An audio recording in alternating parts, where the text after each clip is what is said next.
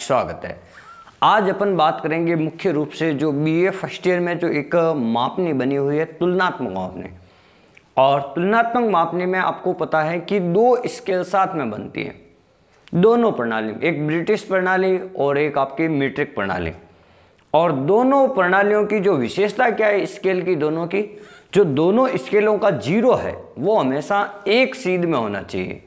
और ये एक सीध में कैसे होगा ये अभी आपको अपन चित्र बना के बताएंगे, तब आपको पता चलेगा। इसलिए आप हमारे वीडियो को पूरा देखते जाइए अंत तक, ताकि आपको पूरा पता चले ये प्रश्न किस प्रकार से किया गया है।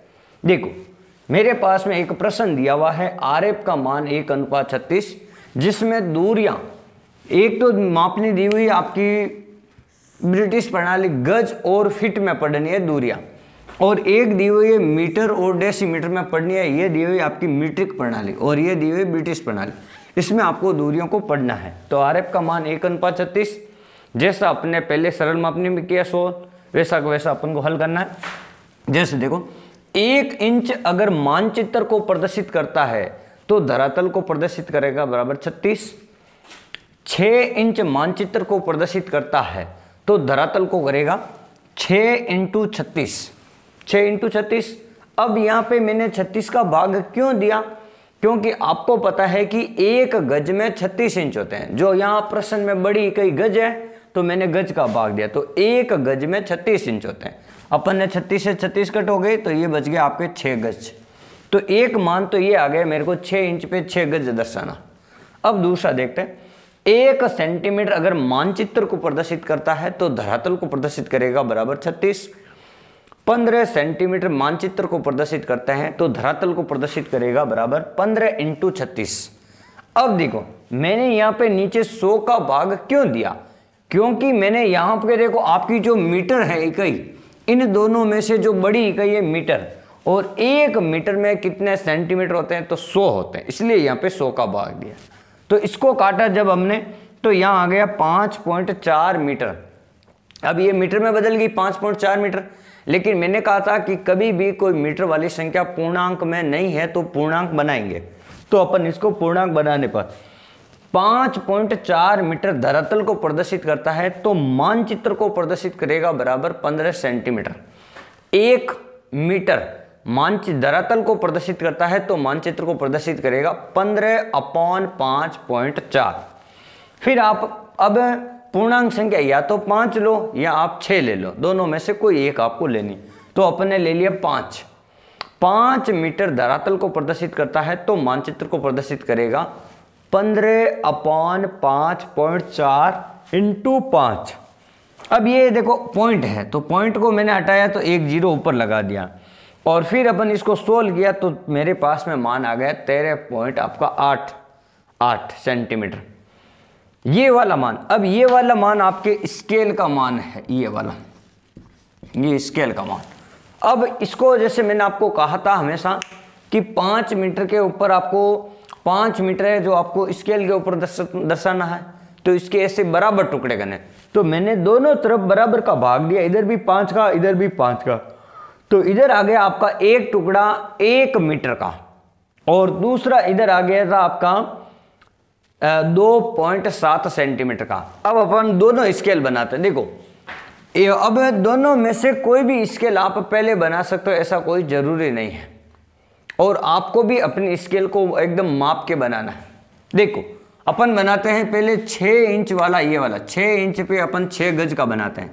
तो मैंने कहा था दोनों तरफ बराबर करना है, तो इधर कितना है 6 इंच बराबर आपका 6 गज है, इसमें मैंने 6 का भाग दे दिया, इसमें मैंने 6 का भाग दिया, इधर बराबर आ जाएगा एक टुकड़ा 1 इंच का, और इधर आ गया 1 गज का। अब देखो अपन स्केल बनाते हैं, और एक तो ये अपन के पास में दिया हुआ ये दूसरा, इसको अपन सोल्व करते हैं। देखो ये 6 इंच का मतलब ही होता है आपका 15 सेंटीमीटर स्केल। तो आपको अपनी सहायता से मेरे साथ साथ में क्या करना, एक 15 सेंटीमीटर इतनी एक लंबी लाइन खींचनी, ये 15 सेंटीमीटर लाइन, 15 सेंटीमीटर। कितने टुकड़े करने, 6। तो 6 आपको टुकड़े करने बराबर 1 2 3 4 5, 6। एकदम सावधानीपूर्वक स्केल के साथ पहला भाग हमेशा रखना है 0। फिर क्या दर्शाना, 6 गज। तो 1 2 3 4 5, ये हो जाएगा आपका गज। अब आपको पता है कि 1 गज में 1 गज बराबर होते हैं 3 फीट, ये आपको पता है। तो 1 गज बराबर कितने होते हैं, 3 फीट। तो यहाँ पे आपको 3 बराबर टुकड़े कर देने, 1 2 और 3, और इधर लिख देना आपको फीट। अब देखो एक स्केल तो बन गई। अब इसका 0 और इसका 0 हमेशा एक सीध में होना चाहिए। तो दूसरी स्केल यहाँ बनानी, दूसरी बनानी कितनी है, 13.8 ही बनानी, बड़ी नहीं बनानी, 13.8। 13.8 में आपको ध्यान क्या रखना कि 0 हमेशा बराबर होगा, यानी 0 का मतलब एक टुकड़ा बराबर होगा। तो आपको पता है कि इस स्केल का एक टुकड़ा कितना, 2.7। तो आप यहां पर 2.7 इस प्रकार से खींच दीजिए, 2.7। अब आपको यहां से लेकर टोटल 13.8 सेंटीमीटर खींचनी है यहां तक स्केल, पूरी 15 नहीं खींचनी। तो 13.8 मैंने खींचा इस प्रकार से, ये वाली स्केल। अब इसका भी ये एक टुकड़ा हो गया, और ये एक टुकड़ा पहला इसका 0 बराबर होता है, सीध में होता है। इसको अपन कहते हैं 0 सीध में होना, यानी तुलनात्मक माप। ये मैंने लिख दिया इस प्रकार से, ये 0 सीध में, दोनों का 0 सीध में हो गया। इसके कितने टुकड़े करने, 5, एक तो हो गया, 4 इधर कर देते हैं, 1 2 3 4, 1 2 3 4 और 5, टोटल 5 हो गए। अब देखो दर्शाना कितना, 5 मीटर। तो 0 तो है ही है, और इधर अपन लिख देते हैं 1 इसका, दूसरी वाली मापनी का, इधर नीचे लिख देता आपके, आपको दिख 1 2 3 और 4, और ये है क्या, मीटर। ये वाली चीज़ आपको पता है मीटर में है, इधर वाला। अब आपको पता है कि 1 मीटर में 10 हेक्टामीटर होता है, ये चीज़ आपको पता है, आपने ब्रिटिश मापनी और मीट्रिक प्रणाली पढ़ी है। अब देखो 10 को मैं सीधे 2 टुकड़े कर देता हूँ, 5 और 10, ये हो गए हेक्टामीटर। तो इस प्रकार से जो आपने देखा कि बिल्कुल एकदम सरल तरीके से आप कहीं पर भी आप देखोगे, किसी भी स्केल के टुकड़े करने के लिए आपको कोण बनाएंगे इस प्रकार से, जैसे आपने 12वीं या 11वीं में पढ़ा होगा।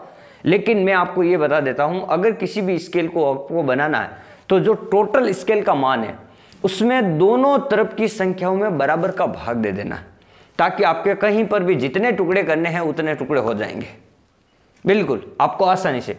जैसे देखो मैंने इधर 6 में दोनों तरफ 6 का भाग दिया, बराबर टुकड़े हो गए। मैंने दोनों तरफ यहाँ पे 5 का भाग दिया, इसका मतलब दोनों तरफ बराबर टुकड़े हो गए। फिर इस प्रकार से मैंने 2 स्केल बना दी बराबर, और दोनों का 0 हमेशा बराबर। दोनों में से कोई भी स्केल आप पहले बना सकते हो या बाद में बना सकते हो, इससे कोई फर्क नहीं पड़ेगा, लेकिन दोनों का 0 बराबर होना चाहिए। और दोनों स्केल कभी भी जरूरी नहीं है कि बराबर आएगी, 15 सेंटीमीटर 15 सेंटीमीटर, कभी 13 आ सकते हैं, कभी 16 आ सकते हैं, कभी 14 आ सकते हैं। तो ये आपको ध्यान रखना। तो इस प्रकार से आज अपने पढ़ा जो तुलनात्मक मापनी है उसकी स्केल किस प्रकार से बनाते हैं।